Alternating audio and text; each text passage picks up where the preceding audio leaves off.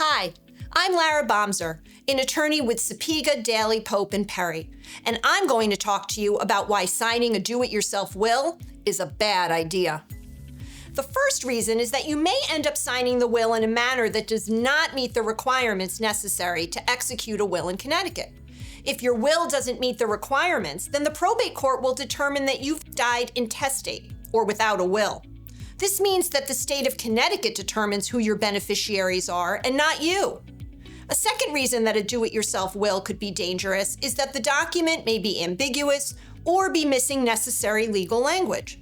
Filing a will with ambiguous language could result in your assets passing to unintended beneficiaries or to beneficiaries in a way that does not meet with your wishes.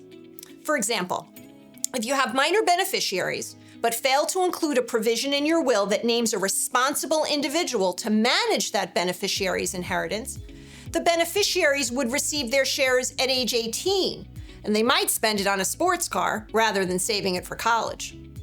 Reason number 3 to avoid making your own will: it may not have all the provisions that you need. What if you have a minor child, and you and your spouse are no longer alive, but you fail to name a guardian in your will? In that instance, the probate court would appoint a guardian who may not be the individual you want to take care of your children. What if you have a beneficiary who has a disability or special needs? If you give that beneficiary a distribution under your will, that beneficiary could lose their public benefits.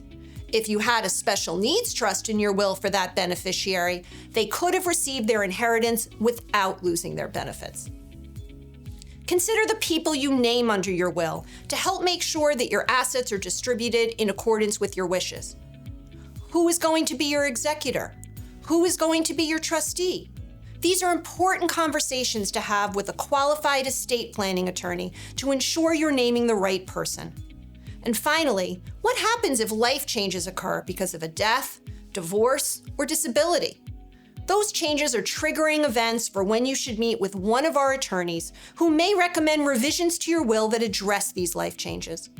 If we can be of any help in preparing your will or answering your estate planning questions, please give our office a call.